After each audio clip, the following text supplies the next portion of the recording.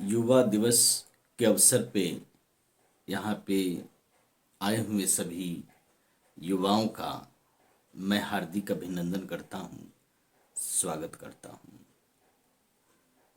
किसी युवाओं के बीच से ही किसी युवा ने सवाल किया है कि वास्तविक युवा कौन है, इस पर प्रकाश डालें।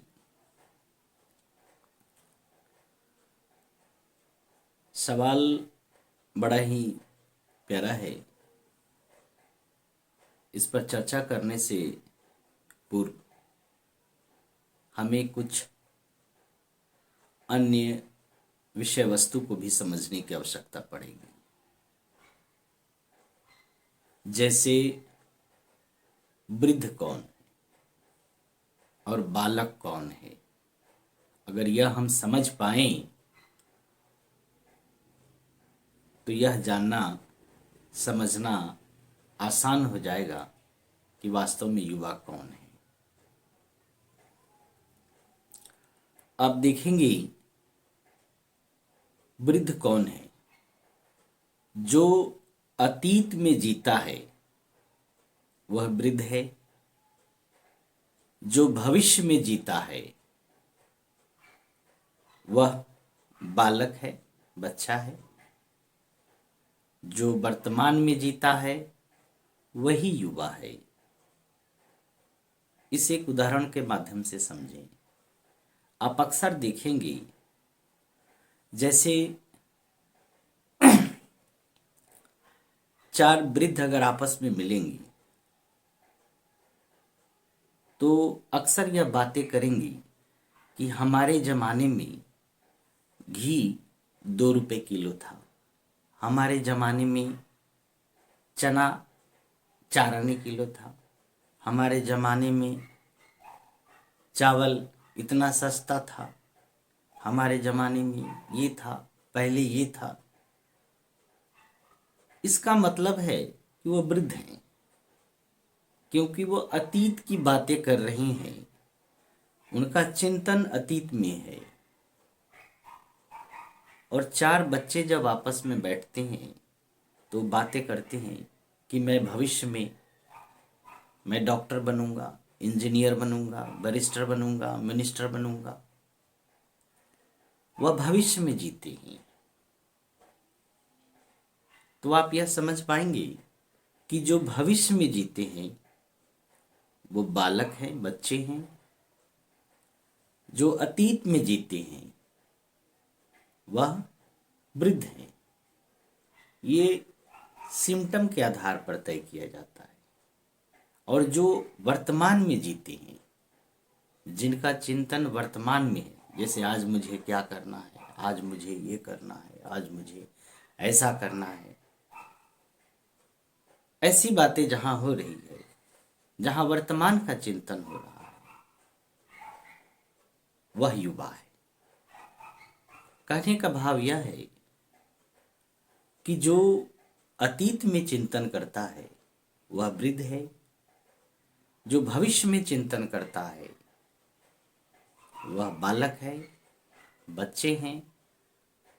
जो वर्तमान में चिंतन करते हैं, जो वर्तमान में जीते हैं, वही वास्तविक युवा है, वही वास्तविक युवा कहलाने के योग्य है।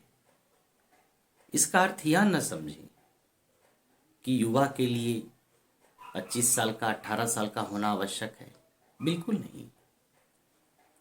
80 साल का भी युवा हो सकता है अगर उसका चिंतन वर्तमान में है। अगर वह वर्तमान में चिंतन करता है, वर्तमान की सोचता है, उम्र भले ही 80 वर्ष का है तो उसे हम 80 वर्ष का युवा ही कहेंगे। अगर कोई 25 साल का भी है लेकिन वह अतीत की बात करता है, अतीत में जीता है, उसका चिंतन अतीत में है, तो वह 25 साल का वृद्ध ही माना जाएगा। इसीलिए युवावस्था, वृद्धावस्था और बाल्यावस्था, ये तीनों अवस्थाएं मूल रूप से शारीरिक कम है और मानसिक अधिक है। अवस्थाओं का जो निर्धारण है महापुरुषों ने चिंतन की अवस्था के आधार पर किया है। इसलिए अगर आप शारीरिक रूप से किसी भी उम्र में हो, किसी भी अवस्था में हो, यह मायने नहीं रखता है। मायने यह रखता है कि आपका चिंतन वर्तमान में है या नहीं। तो अध्यात्म की जो प्रथम सीढ़ी है, अध्यात्म जो प्रारंभ होता है, वह इसी सोपान से ही शुरू होता है कि मनुष्य को वर्तमान में जीवन कैसे जिया जाए।